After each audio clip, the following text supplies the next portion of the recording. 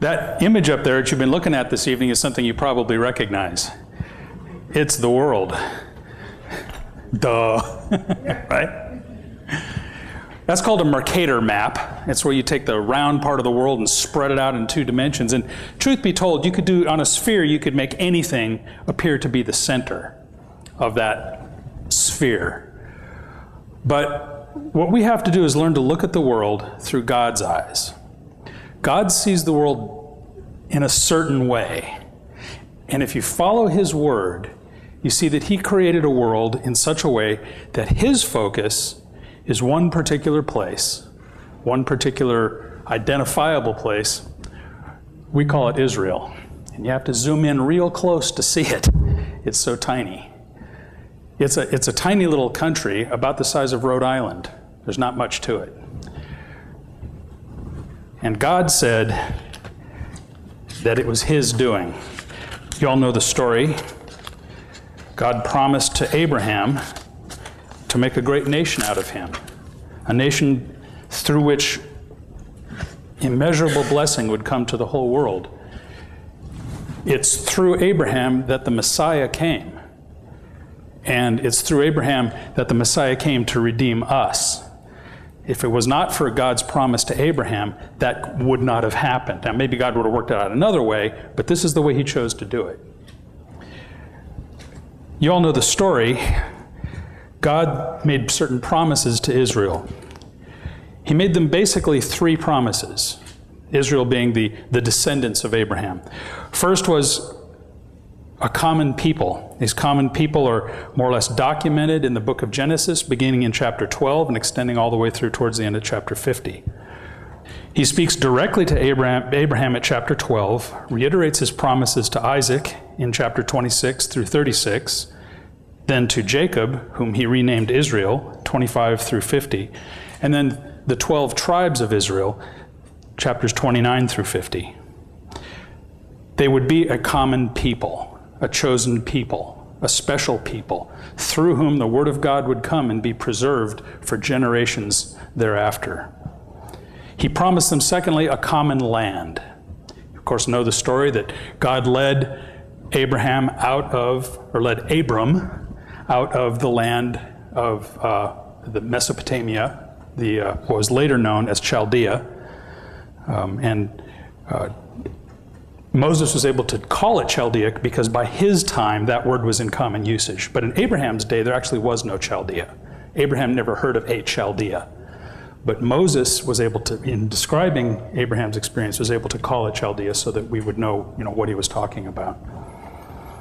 And of course, that's documented in Genesis chapter 12 through 15. Genesis 15, verse 17 is particularly effective in identifying the land. And in fact, Genesis chapter 17, more or less bounds the land of Israel, tells Abraham and the Israelites what land would be theirs.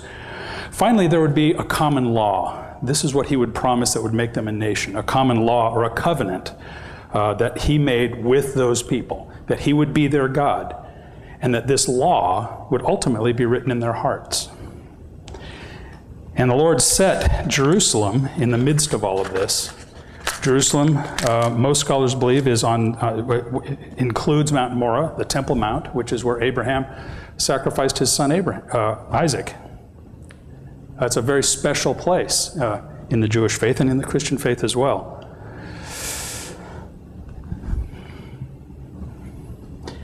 There's many places where the Bible documents God's gift to Abraham, and this is one of them. And we have so much material to cover tonight, I'm just going to let you kind of look at that rather than me read through it, because if I read through it, it's going to take too long, and that'll be true for a lot of the scriptures that we talk about tonight. But I want you to notice one word. Actually, it's 2 words in the King James. We, in modern English, can join them. It's the very last 2 words, forever.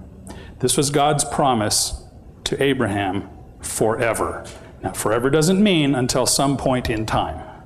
It means forever, to the point where there is no time.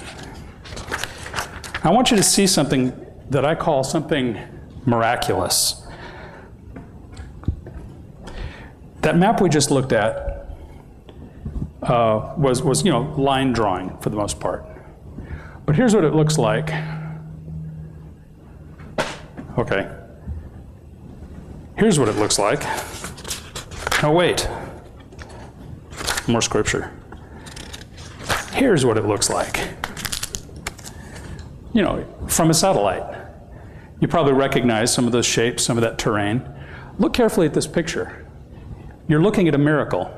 You won't be able to see it quite yet, so we're going to zoom in a little closer. Some of you might be able to pick it out right about now. It's pretty obvious to me because I've spent a lot of time looking at this picture. So we're going to zoom in again just to make it a little bit more obvious. Do you see anything unusual here? Let's zoom in real close. What do you see? Does nature respect the borders of man? Does now. You know that in an image like this, darker soil turns up, I mean, darker soil means more water, right? God had promised that when the Israelites returned to the land would go through what theologians call the greening of Israel. We're witnessing that right now. You can see it from space. Here's the land without the border, superimposed. Here's the land with the border, superimposed. Something is happening in the land of Israel. To the east, or excuse me, to the west is Egypt. This is the Sinai Peninsula. To the east is Israel. Notice all the farmland that's popping up here and how dry and arid and kind of worthless that is. Now, a lot of that's human doing, but God gave them the ability to do that. But look at the contrast in the land itself. And you see that, those of you who went to Israel, you saw a lush, beautiful country, except down in the Negev. And even there, it's starting to flourish. It's a process that'll take some time. Israel has always been at the center of the storm, in history and in God's plan.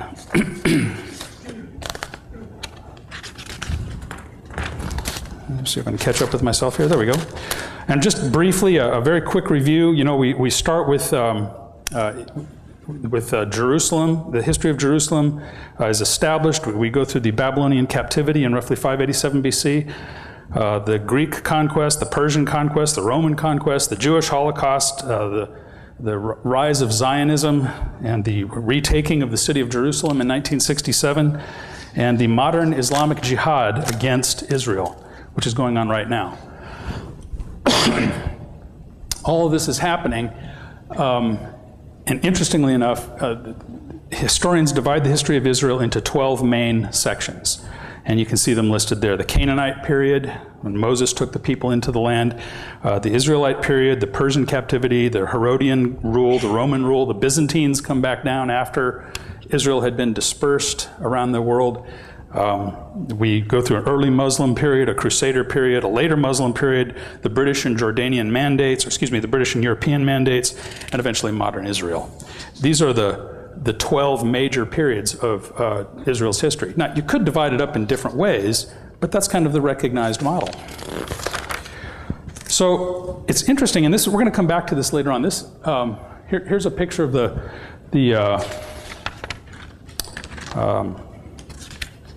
land of Israel, and you can see. I'm sorry that the projector's kind of washing some of this out, so it's a little hard to see the borders, but you see some of the names you remember from the Bible: the Edomites, the Moabites, the Ammonites, the Philistines. These are the people, of course, that the Israelites had to struggle with when they came into the land. And this is just one particular point in that history. But in addition to struggling with the locals, so to speak, the local gangs, the local tribes when they came into the territory, Israel went through a period of conflict with nations, empires, basically. And we're going to come back to this. This is going to be important here. First, Egypt. Of course, you remember the story. Moses led the Israelites out of Egypt and into the land of Israel. Then the Assyrians came and conquered them and created some real havoc. Babylon carried them away into captivity in the 580s. The Persians came when Cyrus took over, when Cyrus defeated the Babylonians, and he released the Jews to go back to their land. You remember the story of with the rebuilding of the walls in Jerusalem, and all that occurred. The Greeks came with this guy here. It's a little bit hard to tell who he is just by looking at him, but he was a hideous monster named Antiochus Epiphanes. He's the guy who slaughtered the pig in the Holy of Holies and built a temple to Zeus, or Jupiter, on the Holy Mount. Satan has got all kinds of games to play, doesn't he? This is one of the height of his games. And then eventually, of course, the Romans came in the first century, actually about 63 BC, took over Israel, and by 70 AD had pretty much wiped them out. They destroyed the temple, they carried off the minaret and the temple, the great temple furniture, and it becomes a wasteland, basically. The Bar Kokhba rebellion rises up in the later part of that century, and by 134 AD, the Jews are pretty much dispersed from their land to the rest of the world, as God had said would happen, by the way, all the way back in Genesis. But he also said it in many other places. In Ezekiel, speaking predictively, writing in about 600 BC, Ezekiel prophesied the events that were to come. And those are indeed the events that occurred. To believers, it's not a surprise. It's a fact that the Bible is the only sacred book in the sacred books of the world's so-called religions that actually has fulfilled prophecy. And literally hundreds of fulfilled prophecies. This is simply one of them. So looking at, kind of as an overview, looking from ancient Israel towards modern Israel, where we're going to spend the rest of our time tonight. Calvary, roughly 33 AD, 34 AD. The Romans, this image here is actually carved in to the Arch of Titus in Rome. Anybody been to Rome? You've probably looked up in the Arch of, if you've been to the Colosseum and the Arch of Titus is there, the army marched in because he came through and took all this stuff. This is, oops, wrong way. This is the image carved on the inside of that arch, basically celebrating his conquering of the Jews and destroying their temple. And you can go there today and see that image. It's important to understand these events are interwoven into the fabric of history. This is not a myth. Our faith is not a fairy tale. These things really happened. And I think sometimes that gets lost in the way that the world treats the things of the Bible. The Jews endured persecution and diaspora throughout Europe, beginning in roughly 200 AD when they became persecuted, fairly heavily persecuted in Rome, and pretty much throughout the entire history of Europe. They migrated largely into Russia, largely into Europe, Eastern Europe for the most part, but also other parts of Europe, and then also other parts of the world. As God had said, they would be scattered to all the nations of the earth, and that's exactly what happened. The Russian pogroms became fairly intense in the early 1800s, and I hate to show you this, that's a row of little dead Jewish children laying in the street after they'd been murdered. This persecution was so hideous and so intense that the Jewish people began to organize themselves. They began to recognize, they probably always recognized, that they were a special people, but they organized themselves to respond to this in what is now called the Zionist movement. And the first Zionist Congress met in 1897, and you can just go ahead and turn that down because yeah, thanks. Early Zionism was the product of the effort of many people, probably the most important of which is a gentleman named Theodor Herzl. That's in Russia, a Jewish village that was destroyed during one of the anti-Jewish riots. Many people were killed. This gentleman, Theodor Herzl, arose. He was an intellectual and a journalist and a writer, and he developed this concept of Zionism. It was essentially originally a secular movement. Most people don't know that. The early Zionists were not trying to reestablish the spiritual kingdom, the kingdom of God, the Jewish nation in the religious sense, but more in a cultural sense. In fact, Herzl originally considered maybe Uganda would be a good place to reconstitute the nation of Israel because it was kind of a wasteland too. But it was pretty clear to most Jews that no, we belong in Israel, because after all, what's there? Anyone? Bueller? Jerusalem. That's right. And what's in Jerusalem? The temple. And that's very important in traditional Judaism. Where are the sacrifices supposed to happen? Here's a clue: not anywhere other than the temple. Okay? It's very important stuff. So, I seem to have lost my way here. Here we go. I have to catch up to myself here. So the Jews began migrating in trickles into the land of Israel. At this time, the land of Israel was basically ungoverned territory. There was no nation state occupying that turf. There was in the form of the Ottoman Empire. They were kind of a governing authority, but it wasn't part of a country. It was just a territory. Nobody really wanted it. Why? Well, because it was a wasteland for the most part. It consisted of two things: swamps and deserts. And there's lots of other places to go that weren't swampy and deserty. And that eventually, the Zionist movement led up to the 20th century in what we call the State of Israel. Now, it's important to recognize that God had promised that he would regather the people in the last days to their land. This is the first time and the only time in human history that an ancient culture that had been obliterated from the face of the earth, what had been scattered to the four winds, had lost their language, had largely lost their religion, have now been drawn back and had all that reconstituted in their original land. That's never happened before in the history of the world. You could imagine what it would be like today if the Apaches suddenly reclaimed Arizona and the United States ceased to exist and the Apache Nation flourished. It would be a really strange thing to observe. It's something like what we're seeing today as we go into the 20th century. So we're going to recap a little bit as we go forward here. Zionism to World War I. This period of time is really interesting. Here's something a little of a political cartoon. You see Russian soldiers here driving Jewish people out of Russia and into Europe. And they're all just, they're poor and downtrodden and hoveled masses. Anybody ever see Fiddler on the Roof? Yeah, that's actually fairly realistic, except for maybe the music. Theodor Herzl met with Kaiser Wilhelm in Jerusalem. Kaiser Wilhelm also met with the Grand Mufti of Jerusalem. Because as the Jews were beginning to migrate into this land, which had Arabs living there, they began to realize something.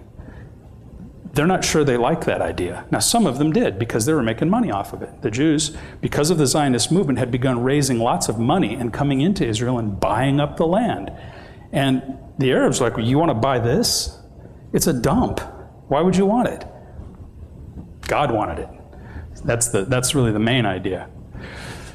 1914, in Sarajevo, guy assassinates Archduke Ferdinand. This kicked off World War I. Because of the alliances that were in place, World War I had to be fought. It was unavoidable.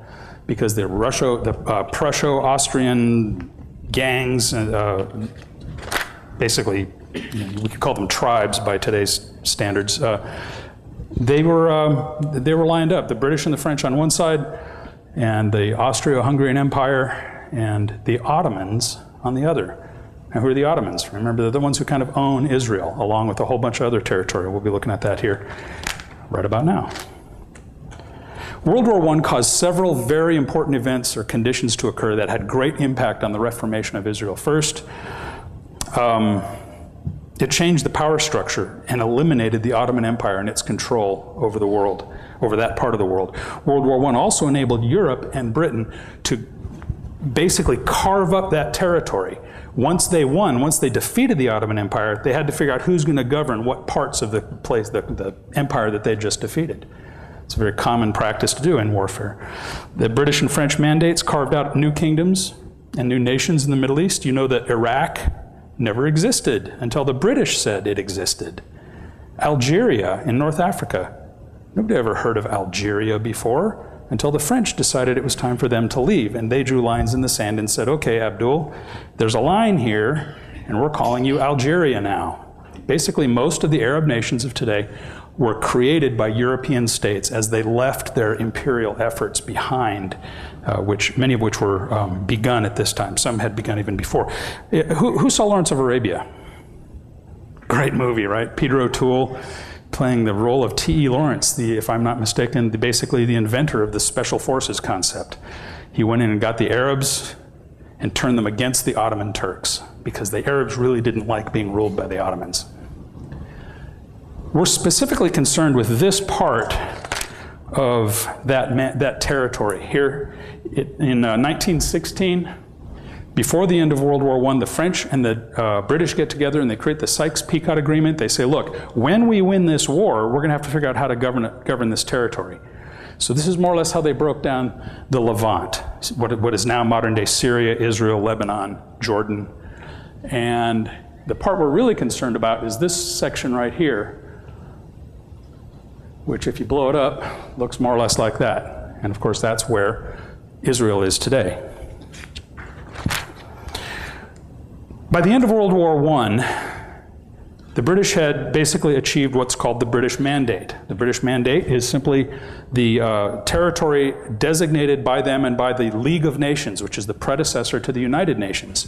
And this becomes what we call Palestine. Now, I hope you guys know that there has never been a nation called Palestine. Right? There is no country known as Palestine. It's never existed at any time in human history. You hear a lot of it today as if it existed. The common story is that the Jews came in, killed all the Palestinians, and took their land. That is false. That's just bluntly a lie. There was never a country called Palestine. There was a geographic territory called Palestine. I prefer to use the other term called the Levant. It refers to the same piece of turf. And I prefer that word just because it doesn't carry all the political negativity and all the lies, basically, that come along with the word Palestine. Palestine is simply a Romanization of the word Philistines, or the Philistia. And as a matter of fact, if you go to Israel, they don't call it Palestine, they call it Philistine. You hear that word Philistine, or it's kind of a weird, I can't imitate the accent, but it's sort of a cross between an F and a P. But because of all the political machinations, the British Mandate was divided, because the Arabs didn't really want to give up that much land. So they divided it, and they basically said everything to the east of the Jordan River will be what we call Transjordan. That later became Jordan, what we know today as modern Jordan. Everything to the west of the river became what they called Palestine, but actually called it Jewish Palestine, or what we know today as Israel. Now in the 20s and 30s, and again, I apologize, it's just the nature of the projector, you can't really see this very well, but this is a distribution of population centers in Israel. And it's kind of a mix of Arabs and Jews, pretty much living side by side, growing up together, their kids are playing, they're more or less getting along. Some of the time. A lot of the time they're not getting along. There's some big problems emerging because the Arabs are beginning to understand, specifically the Muslims are beginning to understand something's wrong here. We'll talk about what's wrong as we proceed. In the 20s and 30s, under British rule, they basically get control of migration into the land because now the Zionist movement is in full swing. People are starting to come in shiploads. And this is an image here from Haifa in about 1922. This is an interesting picture. This is an Arab gentleman holding a deed to property. He's selling his land to these two Jewish brothers. This is not an uncommon thing at this time. They're actually buying up the land. The Jews were prosperous around the world, and they managed to donate a lot of money to the cause, and they managed to buy up a lot of land in the territory. But it starts to get tough, and the tension starts to rise. And here you've got a couple pictures of British soldiers rushing into these crowds that are starting to riot because the Arabs are starting to riot and engage in violence against the Jews because they're suddenly figuring out we don't want them here. This is wrong that they're here. And again, we'll discuss why in just a little while. The gentleman you see down there in the bottom left, his name is Qassam. Anybody recognize that name? It's in the news today. The rockets that are being launched by Hamas from Gaza into Israel are called Qassam rockets. They're sort of homemade rockets. They're named after this guy. He was basically the spiritual godfather of Yasser Arafat. He is the early 20th century terrorist, and his main mission in life was to destroy all Jews and to get armies of Arabs and gangs of Arabs up to engage in these anti-Jewish riots throughout the homeland. What is becoming the Jewish homeland. So that moves us out of the 20s and 30s. Now we approach World War II. Like World War I, World War II creates a series of very important events. Now, that's true for the whole world, of course, but relative to what's going on in Israel, World War II created several conditions. First of all, it saw the rise of the satanic scheme known as the final solution. You all know the story of the Holocaust, and I don't need to go into a lot of depth on that. World War II also enabled the rise of the US and the Soviet Union, who emerged from this conflict as the world's two great superpowers. You know that in 1991, the Soviet Union ceased to exist, leaving the United States as the only true superpower left on Earth. The rise of the US out of World War II as this great superpower helped the US oversee the rebirth of the nation of Israel. And finally, World War II also produced the United Nations, and which endorsed and helped to develop the larger Aliyah. Aliyah being the Jewish word for the going up to Jerusalem, the returning to Israel. The generic term when Jews move back to Israel is Aliyah. Another thing that occurred in the event of World War II was that the enemies of Israel united once again.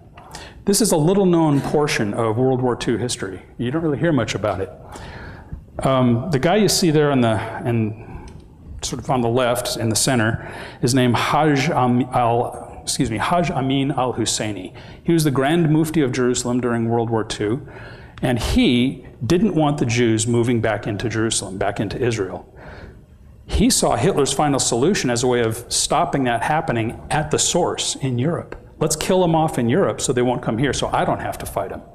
So he forged an alliance with Hitler. And he was very much into the final solution. He thought the Holocaust was a great idea. Just couldn't endorse it any more strongly. Here you see him meeting Goebbels, Hitler. This is a collection of Eastern European Muslims who had joined the Nazis. And he's walking down, giving them the Hitler salute, Sieg Heil, basically being a real pill. And there's another Bosnian youth soldier there, and they even had their own flag. The sword of Islam merged with the swastika of Nazi Germany.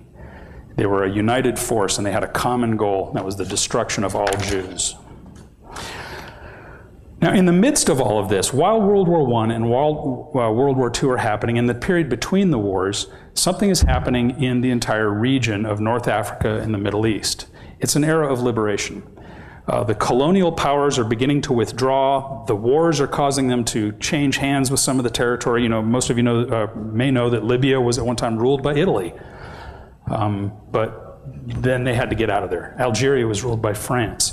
As a result of Egypt was ruled by Britain. Turkey was always kind of the old Ottoman Empire. They kind of clung to that little piece of turf after World War I. But right here is probably the most significant liberation that occurred in the 20th century, and that is, of course, the rise of the State of Israel. Now, Israel arose, the Zionist movement continued in fits and starts during the world wars. But it was a struggle. There's a war going on after all, and this is kind of a war zone. It was hotly contested. It's right there strategically located on the easternmost edge of the Mediterranean. So while there wasn't a lot of battle action there, there was a lot of logistical struggle over that piece of turf, because that's how you get from Europe to North Africa via a land route. You have to pass through this piece of turf or go all the way around, go off into what is modern day Iraq and that sort of thing. So Israel arises in 1948. Interesting scripture. Oops, sorry, got ahead of myself. There's the partition plan in 1948. The UN basically sees that there's all these Jews migrating down from Europe after the Holocaust, and they got nowhere to put these people. France doesn't want to take their Jews back. Belgium doesn't want to take their Jews back. They don't want to be in Germany. It's this huge volume of displaced people in Europe. So they gradually start going there. Where else can we go? The Zionist movement has prepared a place for us in Israel. They start migrating en masse into the Levant. And the United Nations divides up the territory, basically because there's so much struggle and strife between the Arabs and the Jews. They say, look, this will be Arab land, everything to the east of this, including Jerusalem, by the way, and all the way up into here and all the way down into here. The stinking desert down here in the Negev and some of this coastal territory up here and a little bit of this stuff up here is going to be Jewish land. Isn't that nice of them? Remember how big the original mandate was? Divided it between Israel and Transjordan. And now they've taken what was Israel and turned most of it over to the Arabs because they're making such a stink. They're threatening violence and actually indulging in violence and that sort of thing. Well, keep that image in mind because we're going to come back to that. Look at this scripture.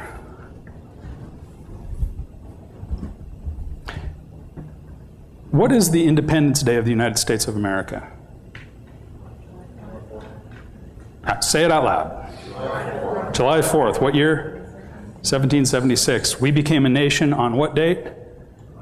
July 4th, 1776. Thank God. Turns out Isaiah never heard of such a thing. And he's talking about Israel here. Israel, their Independence Day is May 14th, 1948.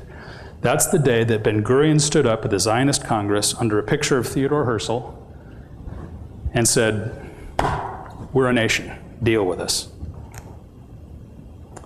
Isaiah saw that coming because in his day, the rhetorical question rightly posed is, who has heard of a nation beginning in a day? It happened.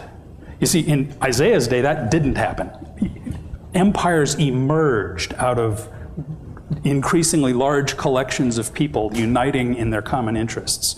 It typically took decades at least, and more often centuries, for an empire to rise and come to power in its place in the world. The idea of a nation being born in a day was an absurd concept in Isaiah's day. But speaking of the people of Israel in the future, he said that's what's going to happen.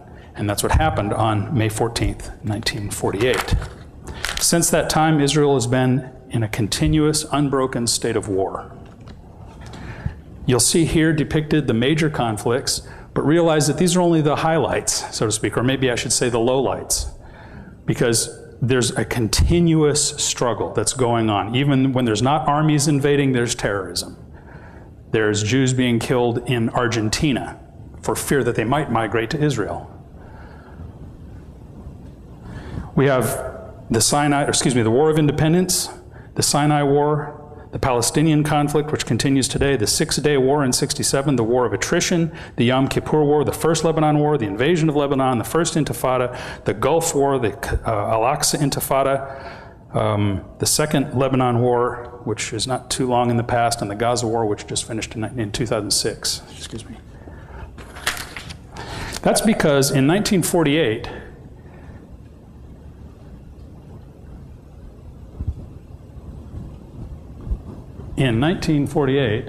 there we go. Once again, the map's kind of hard to see here. It looks great on my printed page. If we could adjust the projector, we could probably make that a little easier to see. May 14th, 1948, Ben-Gurion stands up and says, we are the state of Israel. We're here now. This is our land. We declare our existence. We invite you to participate. And by the way, everybody's free to practice their religion here, whether Jew, Arab, Muslim, Buddhist, Zoroastrian, or anything else. You're welcome here. We will be a nation of laws, not a nation of men. We're going to run fairly to everyone. Hours later, the armies of 20+ Arab nations invaded to drive them out. Also, however, minutes later, before those Arab armies invaded, Harry Truman got on the phone and said, we recognize you and give you full diplomatic relations. We're setting up our embassy starting tomorrow. The United States was the first nation to recognize Israel. It occurred within minutes of Ben-Gurion's original speech. Of course, within hours, the Arabs were invading, and we had the War of Independence. Israel was fighting back with bolt-action rifles, rocks, Molotov cocktails. They had 2 or 3 airplanes, civilian airplanes, and they flew over tanks and dropped seltzer bottles on them, hoping that the noise would scare them. This is what they were fighting with. Guess who won? Israel won. Why? They were totally outmanned, 100 to 1. Their equipment was abysmal. Their organization was weak. Their logistics didn't exist. They had no air force. They had no armor. They had bolt-action rifles and kids with rocks and some seltzer bottles and a couple airplanes. They defeated 20 Arab nations who sent their armies under the command of about half a dozen actual national armies into Israel. Well, after that fight ended, early in 1949, the UN drew armistice lines that looked like that. Israel is now this territory. And notice the precipitous bulge right here. That becomes very important. If you take the original UN plan before the invasion and compare it to the armistice lines after the invasion, you can see that things didn't go that well for the Arabs. It turns out Israel actually grew, despite the fact that they were totally outclassed and outnumbered. Now we enter an era, like I said, of continuous conflict. The 1956 Sinai War, Egypt was preparing to invade Israel again in 1956. Israel figured it out fairly early, and they attacked first. They basically did a preemptive strike. They won. 1967, the Six-Day War. Again, a dozen or so Arab countries, including Iraq and Saudi Arabia this time, and a bunch of the usual cast of characters, all invade Israel. 6 days later, they're all running away. They got beat again. 1973, the Yom Kippur War. Israel is at peace. They're celebrating Yom Kippur, the high holy days in Israel. Everything's pretty quiet. A bunch of Arab nations try to invade again. They lost. I think they'd start to get the message. It doesn't work out. You gotta bring something more serious to the fight here. So in 1973, the Yom Kippur War ends in a fairly ignominious defeat, largely for Egypt, by the way. Egypt was one of the major fighting forces that once again threw itself against Israel, and they got beat pretty bad. So, not long after that, what is it, 1978, and there's a continuous flow of terrorism and negotiation and terrorism and negotiation. This is always going on. It's the perpetual backdrop, even in the years between these major wars. So in 1978, Jimmy Carter gets President Sadat and Menachem Begin from Israel, and they negotiate and haggle and finagle, and the United States agrees, well, we'll pay for everything. Your tax dollars at work. We bought off the Egyptians. We said, if you will leave Israel alone, we will send you billions of dollars and lots of military aid to protect yourself. And we know Israel's not going to be your problem, but that's how we negotiate with people in the world today. Sadat was the first Arab leader in history to sign a treaty with Israel. Now, what do you have to do to sign a treaty with a nation? You are de facto recognizing that they exist. It's the one thing no Muslim nation can do and stay Muslim. Again, for reasons we're going to discuss here in just a few minutes. Well, it wasn't long. A couple years later, after the Camp David Accords brought about, what everybody thought was going to be peace in the Middle East. Anybody hear the name Muslim Brotherhood lately? It's in the news a lot. We'll be talking about them. Muslim Brotherhood had members in the Egyptian military. The Egyptian military is passing in review in a military parade before President Sadat. A bunch of them jumped off their trucks, ran up to the reviewing stand, and machine gunned everybody there, killing President Sadat. Why? Because as a Muslim, he had officially recognized Israel. That got him a death sentence among the religiously faithful in Egypt. The era of continuous conflict picked right up again and continued. Lebanon, the first Lebanon War, the Palestinian Liberation Organization, who we'll be talking about shortly, had drawn the majority of their forces into Lebanon and continued to strike against Israel from there. Israel invaded the country to their north and had began striking them. This led to a more protracted conflict, the Israeli invasion of Lebanon, which lasted up till about 1985. at the same time, overlapping with some of that, is the First Intifada.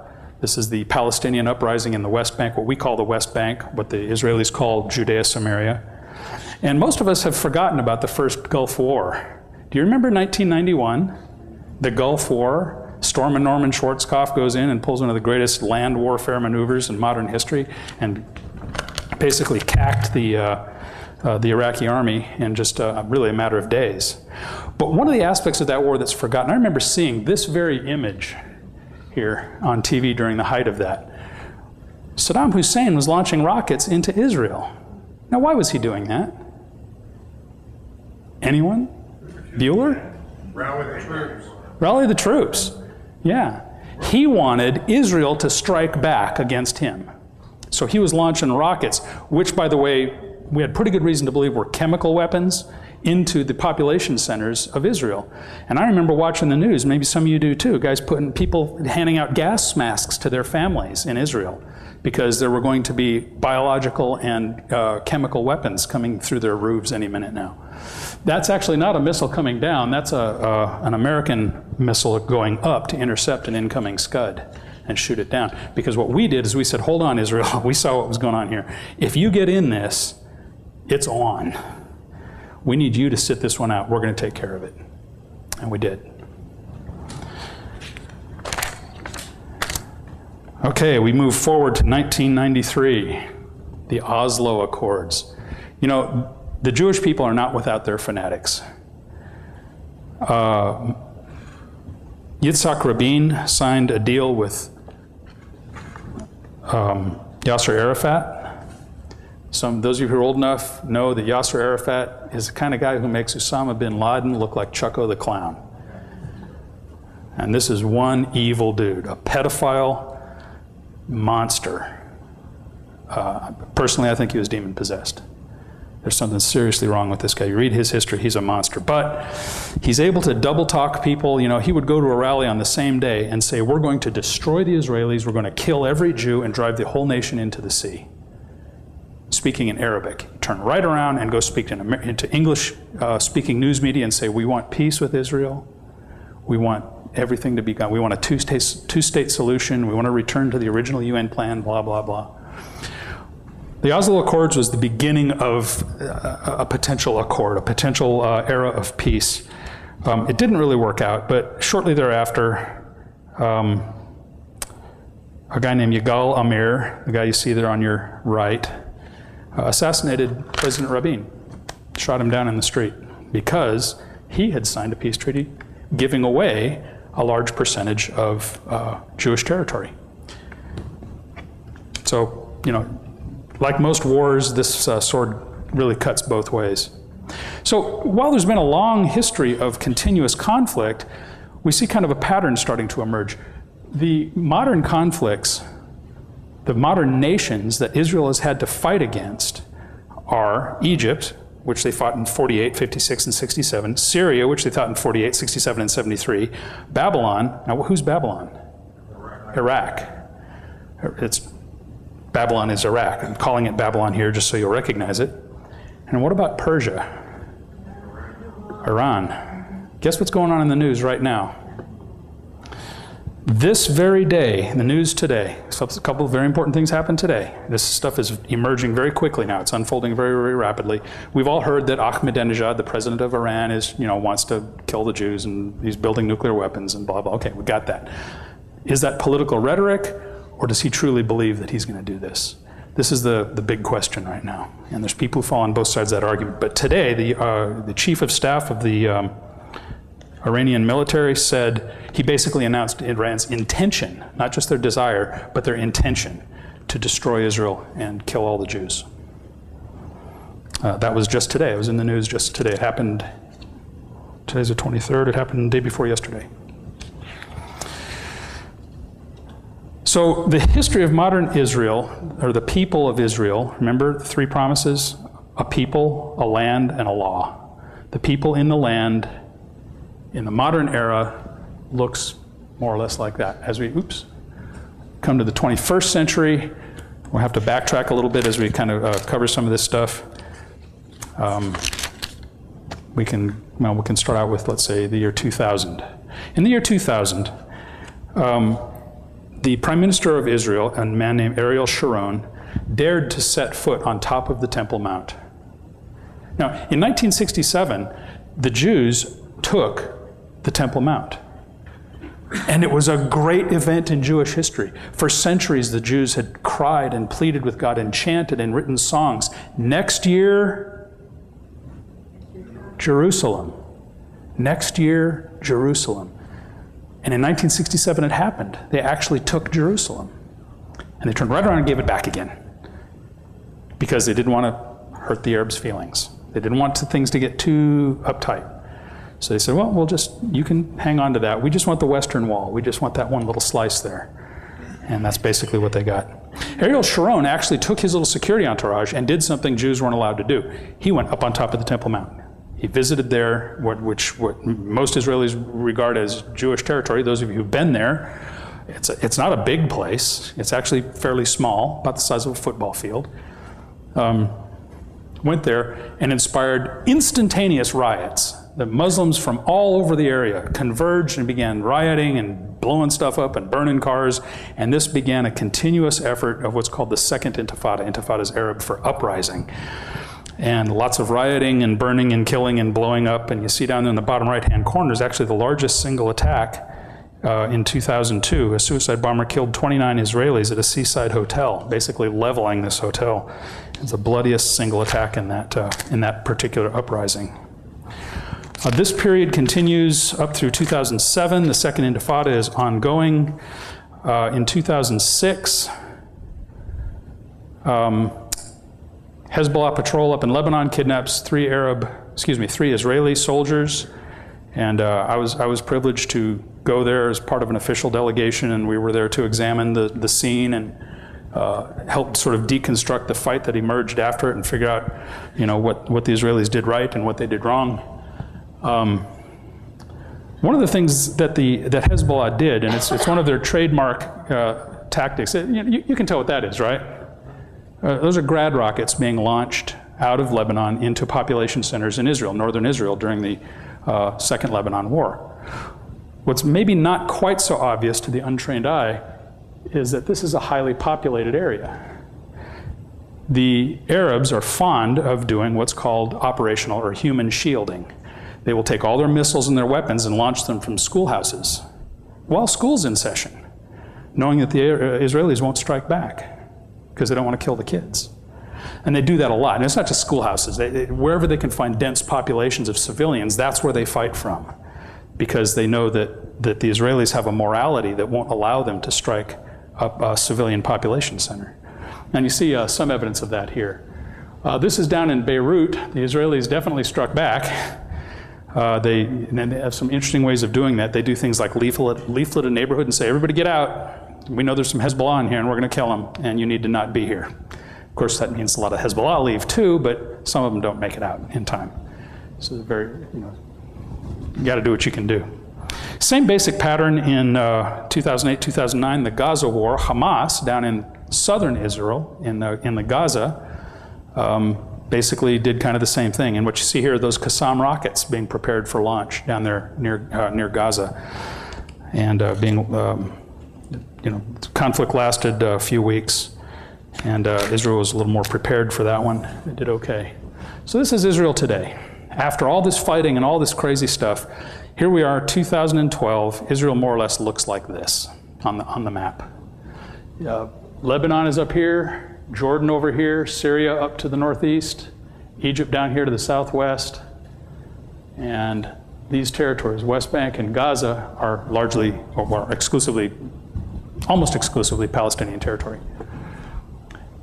So there's what that land looks like, a little more abstracted, so you can see it a little bit more clearly. Now, there's some very important things to recognize here. First of all, there's Jerusalem. It's right in the middle of that bulge that we talked about.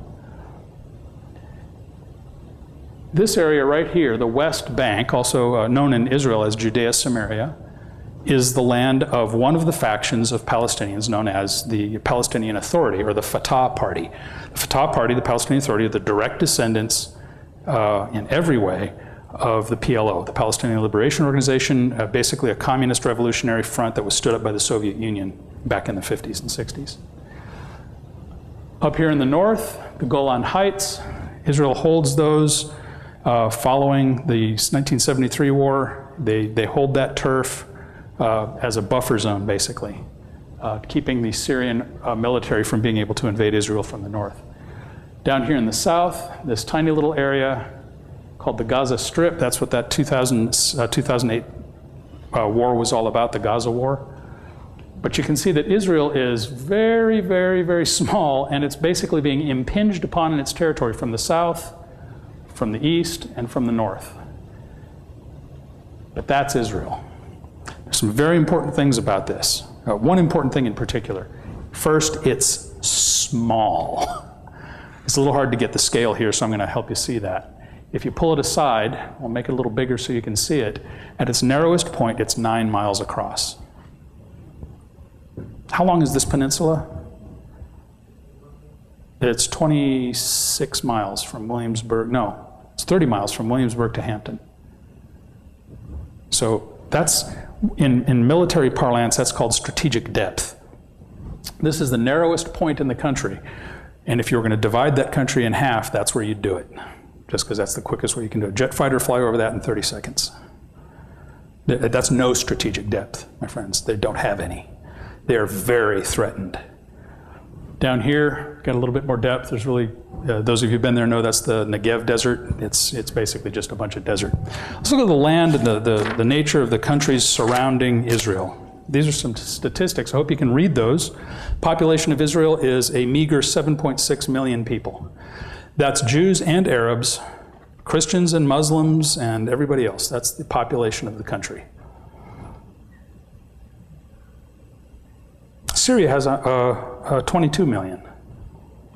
Iran has 67 million. Egypt has a population of 80 million. Every one of those nations wants to destroy Israel. And that's only some of the nations. What about Saudi Arabia, Kuwait, United Arab Emirates, Bahrain? What about Algeria, Tunisia?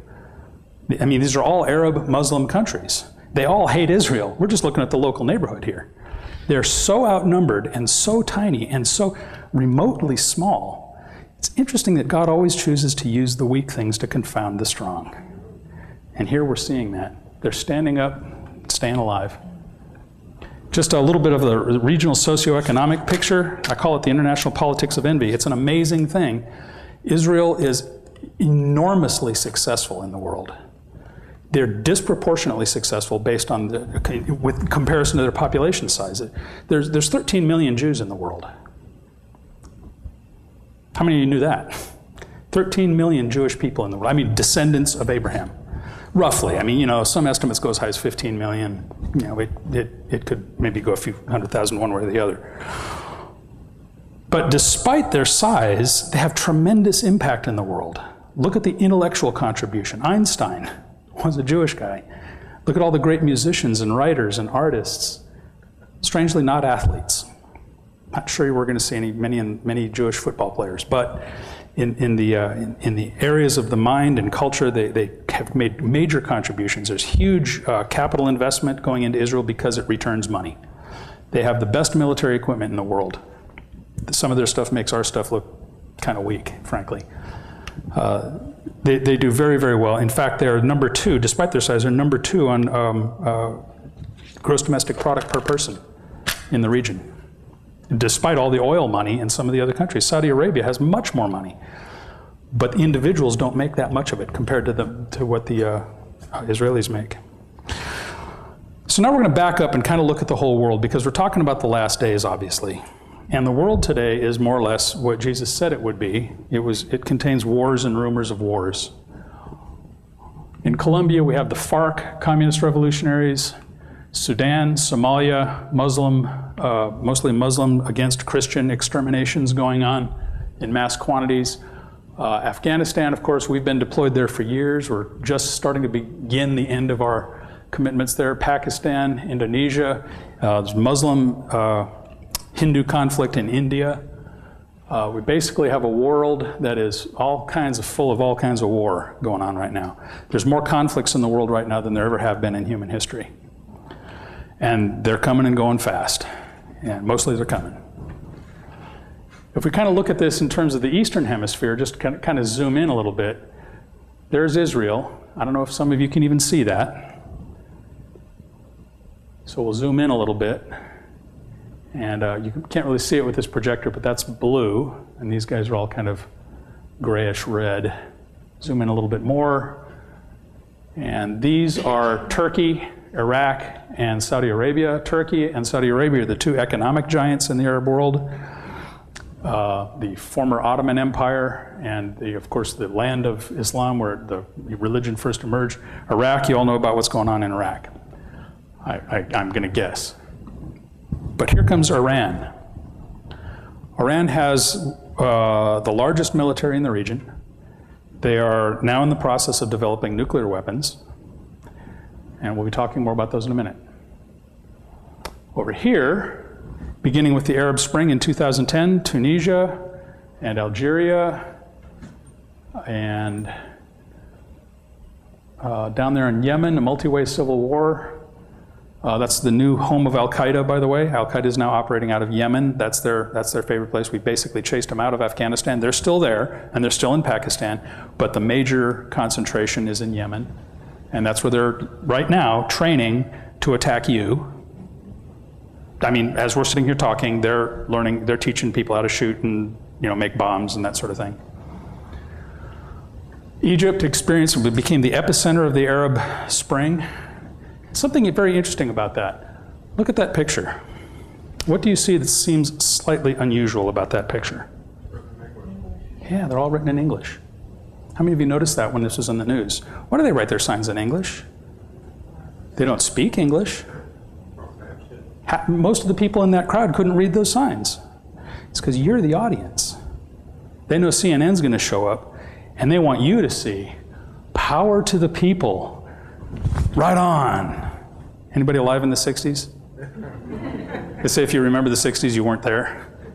So I remember them, so it's just the way it is. Yeah, that was a great saying back then. It was, it's power to the people. The people are going to rise up. Change. How many remember that one? Freedom, social justice. The guy holding that sign probably didn't even know what those words mean. But they're waving them around up there because they're trying to influence you. You're the global information audience. And you are going to help them rise to power by saying, yes, this is a good thing. Because look, they want change. They want social justice. Who could be against that? It's justice after all, right? More recently, Libya. Now, Libya is an interesting problem because they have a lot of advanced weaponry of this kind, towed anti-aircraft weaponry. Now, that's not going to shoot down a jet fighter, but it can shoot down an airliner. It can shoot down helicopters. And that stuff is being migrated out of Libya and into the hands of people like Al-Qaeda and Hamas in Gaza. And they're able to use those things. They're training on how to use them. They're learning how to use those things. So we'll skip some of this. It's some of the other countries, Jordan, Syria, of course, major uprising. The Arab Spring, of course, is a very, very important event. We were all hopeful that what this was an emerging uprising, grassroots uprising throughout the Arab world. Some of you remember it, some of you weren't even paying attention. But the Arab world caught on fire when one vendor was slapped by a woman in the street, and he went and burned himself to death in front of City Hall. And this ignited the entire Arab world, which has now overthrown the governments of Libya, Egypt, Tunisia, Algeria. Syria is currently being overthrown, or at least in a big fight. There's demonstrations going on in Jordan and some other Arab countries. This event resulted in the overthrow of several Arab countries within the space of 2 years. And it's ongoing today. Once again, signs in English. Oh, and of course, signs in English. This is that region again. And sort of a distribution of radical Muslim governments versus sort of more moderate Muslim governments. I'm not going to talk about that much. And we now are looking at the future gathering of clouds of war, just like Jesus said would happen. And it's all because, thus says the Lord God, it shall come to pass at that time that he's going to do some stuff. Some things are going to start to happen. They're already happening, and there's going to be more of it soon. Pay attention. What about those unwalled villages? In Ezekiel's day, unwalled villages was kind of an unheard of thing because you had raiders and robbers and enemy tribes and stuff, so they walled their villages. Ezekiel was looking at something, I think maybe visually, that he didn't understand. This is what it would have looked like to him. These are modern Israeli villages on the hills of Israel. There's no walls. This is exactly what he prophesied would happen. This is the kind of place that these armies are going to invade. Here's a couple more, Daphne and Yifta. Just, they grew as, how many of you remember the word kibbutz? Yeah, these villages grew out of kibbutzim, which is plural for kibbutz, and they began to flourish and turn into little towns and villages. They scatter all over the place. All right, looking to the future, threats against Israel. Of course, the big one right now is Iran, a nuclear-powered nation, soon to be a nuclear weapon-powered nation, headed up by a lunatic who says the Zionist regime faces a complete dead end. The corrupt element will be wiped off the map. That's an expression of a desire. Like I said, the military chief of staff, the Army's chief of staff said, excuse me, the military chief of staff, basically the parallel to our chairman of the Joint Chiefs, said, we're going to do it. He went out in public and said that. When you've got a guy living down the street who's a nut, and he's buying guns, and he's telling your neighbors he's going to come to your house and kill your family, don't you have a certain obligation to take that seriously? That's kind of the position Israel's in right now. You got a nut in the neighborhood. He's got a big gun. He's, as a matter of fact, making a bunch of them, and he's saying, I'm going to go kill you. They got to do something about that. This is gives you some idea of the missile ranges based on the kind of arsenal he's got. These guys, let's see, I think these two and this one are capable of delivering nuclear weapons. This is the range of the Shahab 3, basically can range all of Israel and out into the Mediterranean. The improved Shahab 3 goes a little further, 2,000 kilometers out. You get to the Ashura rocket, and the BM-26 can reach all the way up into France. This is the kind of weaponry this guy is building for himself right now. As we're sitting here talking about this, there's guys in Israel making this, God forgive me, in Iran making this stuff. Next is Hezbollah. Hezbollah is Iran's proxy army. They're Shiite Muslims. They basically are Iran's militia in Lebanon to the north of Israel. Here you see Nasrallah, the head of Hezbollah, visiting with Ahmadinejad. They're brainwashing generations of kids to invade and kill Israel. These kids, the songs they sing in their little youth camps is, let's kill the Jews and I don't care if I die. Martyr me, martyr me, martyr me. You know, and they start them out very, very young, and they just drill this stuff into their heads, and they're teaching them how to shoot. These are toy guns here, but they're teaching them how to use real ones too. And this is the kind of rockets that Hezbollah launched into Israel in the second Lebanon war. They were estimated to have about 20,000 at that time. Following the second Lebanon war up to today, they're approaching now 50,000 rockets aimed at Israeli. 50,000, by the way, I'm not sure you heard me. 50,000 rockets aimed at population centers in Israel. They can now range all of Israel. Before they could only range the northern part of Israel. They can now shoot rockets all the way down almost to Gaza from the north of Israel. They can blanket that country in missiles. And just to back up a little bit, here's what that war looked like. The main thrust of the fighting, Bet Jabil, and some of these were, where some of the fighting occurred. And basically they were launching these rockets. Israeli military had to evacuate the towns and the villages in the northern part of Israel, pulling people out from the line of fire. They living in their shelters. Eventually they put land forces in. And it was largely assessed that the Israelis didn't do so well in this fight. Nobody really won, nobody really lost. But the one thing that didn't happen was they did not destroy Hezbollah, which they were, I think, hoping to do. Fatah, PLO, this is that guy. Some of you remember this nutbag. Yasser Arafat, a communist Muslim. He's not a Palestinian, he's an Egyptian. He lied, said he was a Palestinian so that he could get a following. I could spend hours telling you about this guy. He was insane. I mean, I really think he was demon-possessed. He kind of looks like it too, doesn't he? He was ultimately replaced by this guy, Mahmoud Abbas. He's now the head of the Palestinian Authority, the Fatah Party. Notice here, Al-Aqsa Mosque, also here, both under or above, weapons crossed. The whole idea is to defend Al-Aqsa, their mosque on top of the Temple Mount.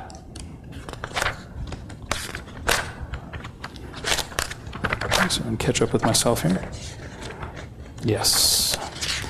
The problem with the West Bank is it presents kind of a unique problem. It really is what's in the way of the proposed two-state solution.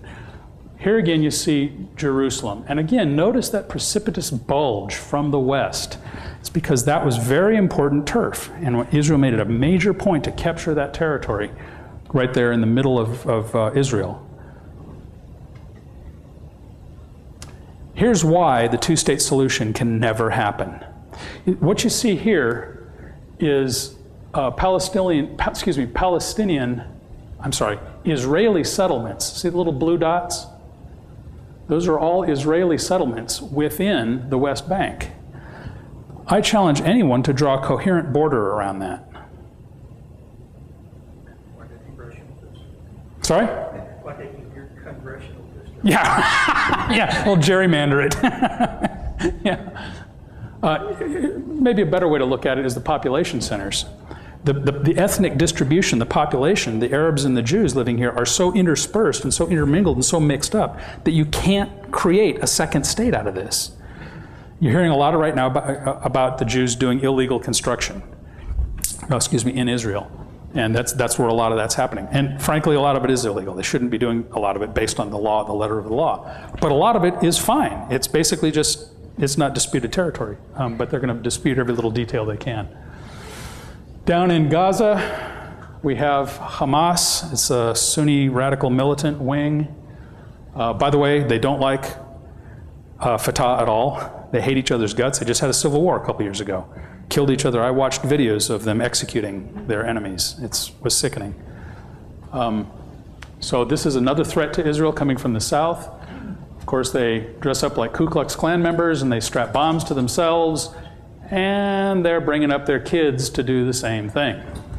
This is also the land where they are launching rockets into the south of Israel. There's typically 50 rockets a month. It averages about 50 per month over the last several years. What would you think if you were living in El Paso and rockets were flying into El Paso, Texas, about 50 a month from Mexico? That's what it's like to live in the south of Israel today. And it's been that way for years.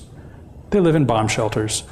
The rockets aren't very good, at least they didn't used to be, but they're starting to get better rockets because from Libya and some other places where the Arab Spring occurred, all these military-grade weapons are starting to make their way into Gaza, where they can be fired in with considerable more accuracy and threaten Israel from the south. Once again, being launched, a couple of Qassam rockets being launched from a highly populated area. And there's that picture again of those guys preparing a couple of Qassam rockets to go. You can't see the months here, but that's a period of September to August, September 2010 to August 2011, broken down by month.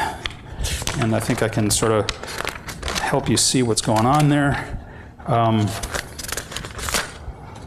Yeah, it's too small on here. But the little group here, and you can see that it's increasingly more. Here it's just a tiny little sliver.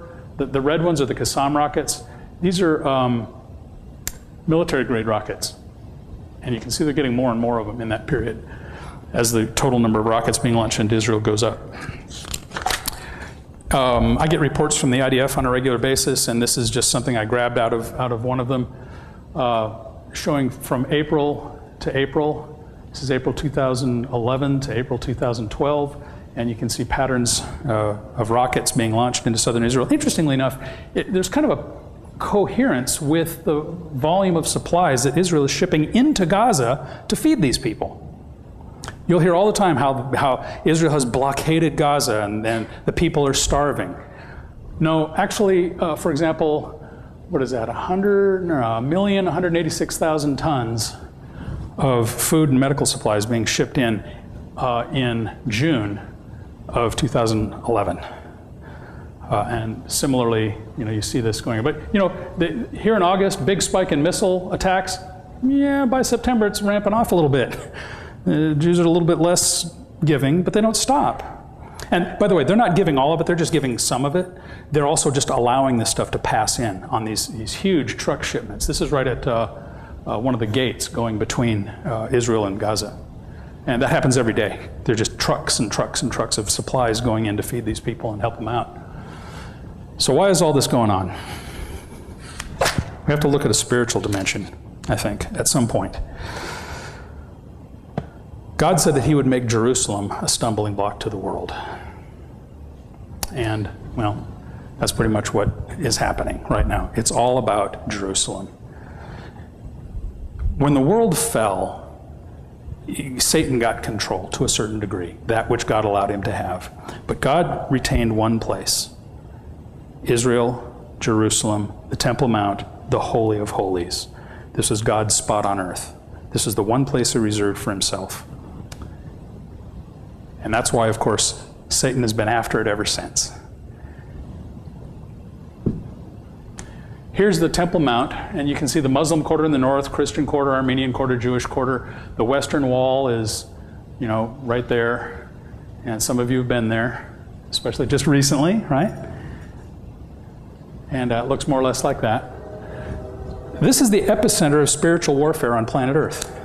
This is the most, literally, no one will dispute this. This is the most hotly contested piece of real estate on the planet. It just is. There's no place on earth where there is more tension, more violence, more hatred, more ancient, demonic activity of all kinds. You read the history of Jerusalem. We haven't had time to go into a lot of the details tonight, but this is really kind of the epicenter.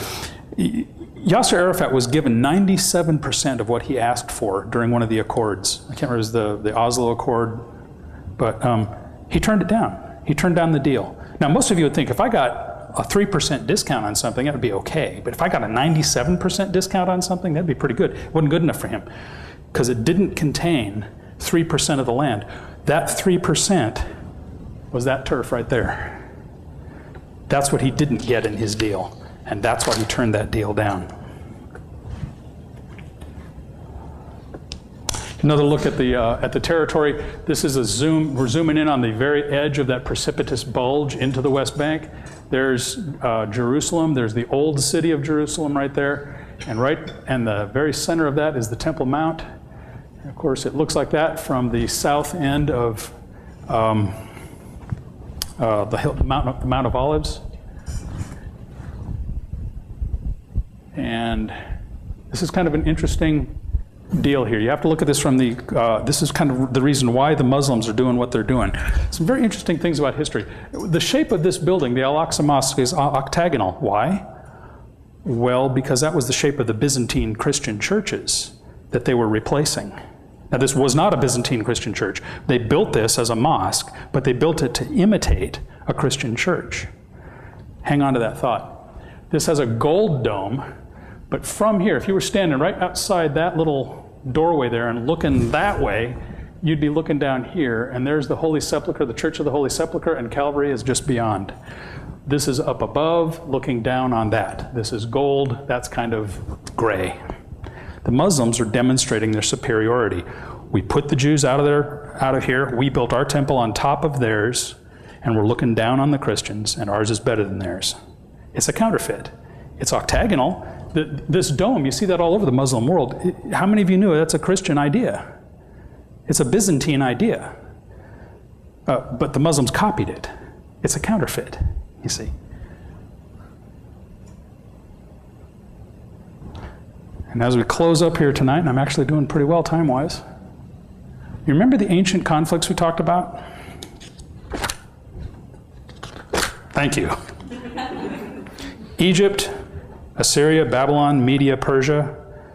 Remember Egypt, Moses dragged the children of Israel out. Assyria, Babylon, under Nebuchadnezzar and the captivity. The Persians took them over, held on the Jews, and sent them back. Then the Greeks came in, then the Romans came in. It has been, in that order, a series of events. Remember the giant scene by Nebuchadnezzar in his dream? The head of gold and all the way down through the metals to the mixed feet of clay and iron. This is that pattern, more or less. What's interesting is that if you look at the modern history of Israel, there's a strong parallel in the exact same order. Israel began fighting against Egypt in 1948. Of course, they also fought Syria and then eventually Babylon or Iraq. And many of us think there's a fight coming with Persia or Iran fairly soon. As a matter of fact, to be honest with you, if it happened tomorrow morning, I'm not going to be surprised. I'm not going to wake up and go, oh, who would have thunk? Because I'm watching for it. I'm fully expecting it any time now. You're going to see a fight. I can talk about this because it's in the news. Most people don't know. We have 3 carrier battle groups in the Persian Gulf right now. They're not there for sightseeing. Somebody knows there's a fight coming, and it's coming soon. But what about Greece and Rome? What do we make of them? Well, remember that in the last days, there's going to be a global empire of some kind. And many of us believe that it's going to arise out of the former Roman Empire. And this has to do with the prophecies of Daniel and the 10-headed beast, or excuse me, the 10-horned beast and the little horn and all the stuff that arises out of that. And really don't have time to go into it tonight because I'm really trying to go fast here. Also, note that Greece and Rome, historically, were kind of the same thing. The Romans adopted the religion of the Greeks. Jupiter is Zeus. Neptune is Poseidon. They're the same gods, or demigods. There's a lot of parallels between the two cultures. The Romans borrowed a lot of Greek mythology and language and religion and culture. Artwork is very similar. They're largely the same. They cover a lot of the same territory. So Brian's speculation, and I could label this as nothing more than speculation, is that in some way Greece and Rome are going to, or what is we could call Greece and Rome, or Europe, really, is going to somehow provide some kind of coalition. And it's probably going to result in what I think is going to be peace with, where are we? Iran, yeah. Where am I? Anyway, with the Iranian conflict, which is likely to occur in parallel with this one here. I think probably what's going to happen is this fight's is going to arise. Mark my words, I'm speculating now. Again, I want to emphasize that. This is not, I'm not a prophet. I don't pretend to know something everybody does know, everybody else doesn't know. But I'm speculating that we're going to see a fight pretty soon with Iran, between Israel and Iran. And it's actually going to be the Europeans who put it down, make it peaceful. And that's going to be the beginning, I think, or part of the beginning of the rise of something that's going to contribute mightily to the eventual coming end time, the rise of the beast, the tribulation, and all of that. What does that say about the rapture? See, all that stuff has to happen, but in advance of that, by at least 3.5 years, there is the rapture. If you're pre-tribulational, and I am, what does that say about the rapture? Yeah, like tonight shouldn't surprise you. If you wake up tomorrow morning in the presence of Jesus, it shouldn't be a surprise to you. You should be going, oh yeah, that's just about right. Lord, thanks. Okay, I had to kind of rush through some of this because it's a lot of material, and I apologize if there's been a lot of depth here, but I do want to give you the opportunity to ask some questions. And usually when I teach, what I like to do is interact with you. I like to ask questions as we go, but I really had to get through this material. So I think what we can do is dismiss at this point, but for those of you who'd like to ask questions or maybe challenge some of my perhaps unusual views, I'll be glad to entertain that, so I'll be here for a while.